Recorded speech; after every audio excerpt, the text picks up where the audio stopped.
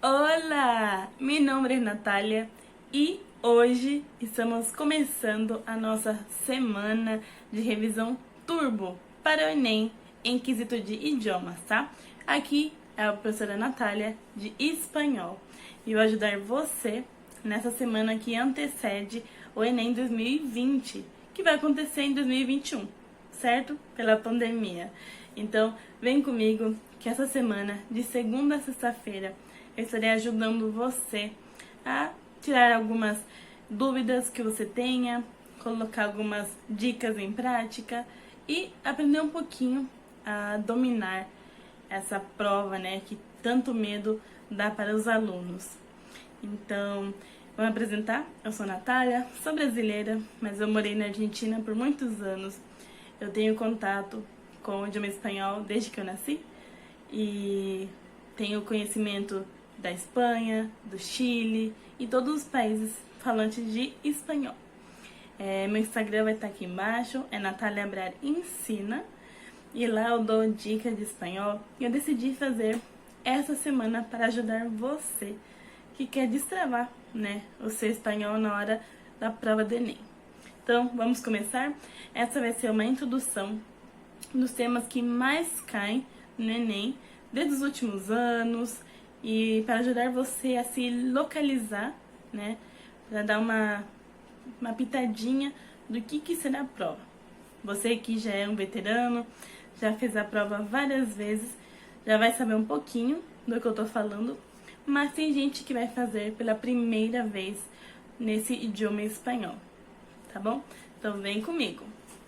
Bom, português e espanhol não são a mesma coisa. Isso é meio óbvio de se dizer, não é mesmo, Natália? Mas não, muita gente confunde. Por ser um idioma parecido, né, que dá para entender a escrita, é muito diferente na sua gramática e vocabulário, tá bom? Além, né, da escuta do idioma, é muito diferente. E o foco do Enem é realmente a leitura, tá? Você não vai recitar nenhum poema para ninguém, você não vai ter um teste oral.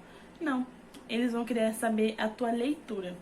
Então, vou deixar um gráfico aqui de mais ou menos a estrutura da prova de idiomas para o Enem, que é assim: o enunciado em português, temos o texto em espanhol, que aí vamos falar um pouquinho sobre os gêneros textuais.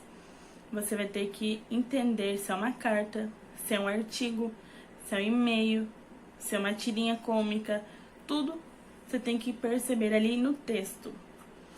E as questões, que tem 5 alternativas, que também estão escritas em espanhol. Então você vai decidir, né, entre essas, qual que é a correta. E vamos começar então pelos pontos que mais caem. Falsos cognatos. Isso eu ensino bastante no meu Instagram, vou colocar de novo, Natália Abrar Ensina. Eu já dei várias dicas de falsos cognatos, né? Como cadeira, que é aqui a nossa parte da cintura, né? O osso da bacia.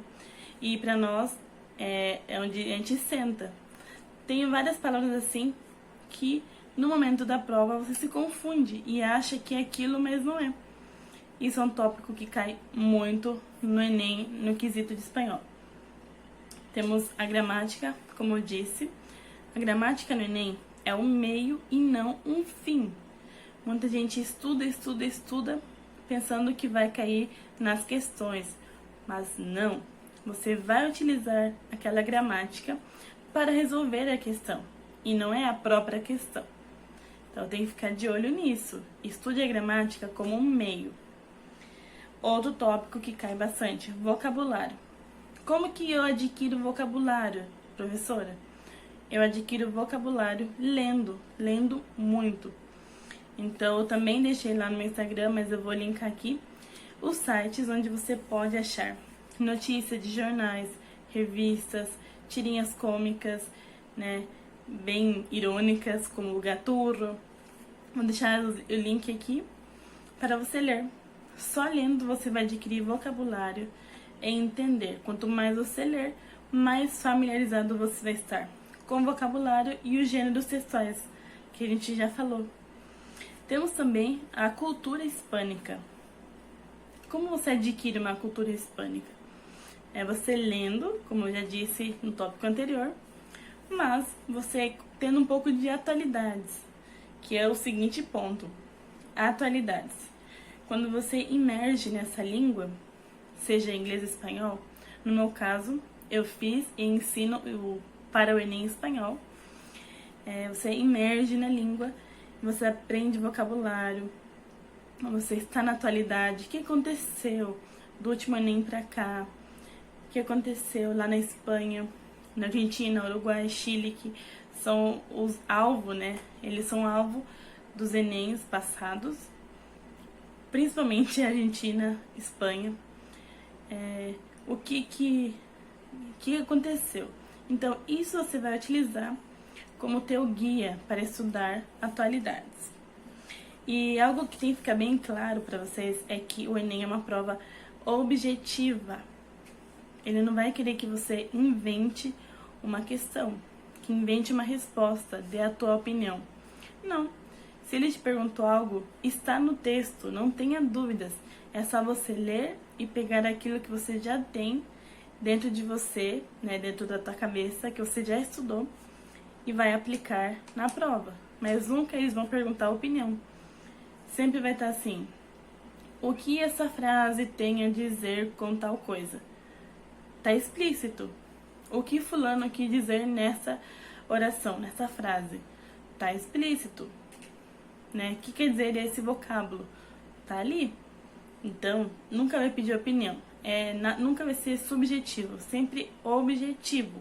Não deixe sua cabeça inventar coisa ou confundir vocês, ok? Bom, já vimos o formato. Agora eu vou dizer pra vocês também assim. Vou pegar minha colinha. Você tem que enxergar no texto argumentos, e desses argumentos a intenção do autor ao usar certos recursos. Então, se ele utilizou algo cômico na tirinha, por que ele utilizou isso? Vamos investigar a intenção dele, né? Era ser irônico? Era ser engraçado somente? Era para ser informativo? Qual que foi a intenção? Qual que é a ideia central desse texto, né? Esse é um tópico maior, né, dentro de argumentos. Você tem que entender a ideia central do autor. Nunca fuja do texto, mesmo que contrarie a tua opinião mesmo. E outro tópico que também cai bastante é sobre vocábulos. Às vezes, gente, está bem no comecinho ou no meio da pergunta, da questão, né, um vocábulo. Eu vi que em Enem anteriores teve a palavra mujeres, não mujeres com S, é mujeres com Z. E aí as pessoas me perguntaram: Nath, mas o que significa isso?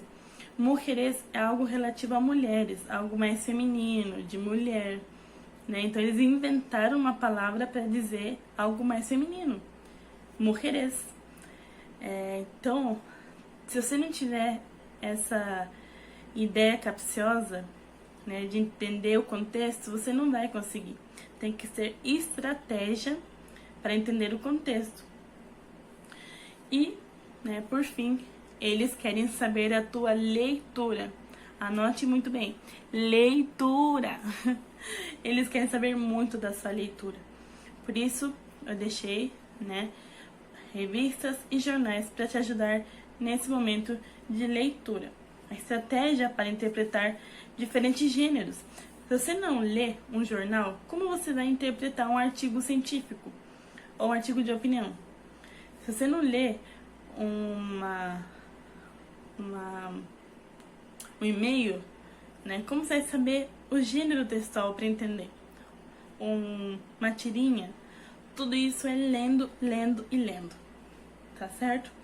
E vou finalizar dizendo que a leitura utiliza bastante conector nas mensagens. Então, isso cai bastante no Enem. Os conectores de palavras. Isso a gente vai ver nessa semana. Tá bom? Ficou claro pra vocês? Se você não entender alguma coisa, volta o vídeo e entenda que esses são os principais tópicos da prova de espanhol no Enem, tá? muita leitura, um pouco de vocabulário é bom sempre. E lembre que é objetivo, eles querem saber a tua leitura e a tua compreensão de texto, tá? Não fique ansioso.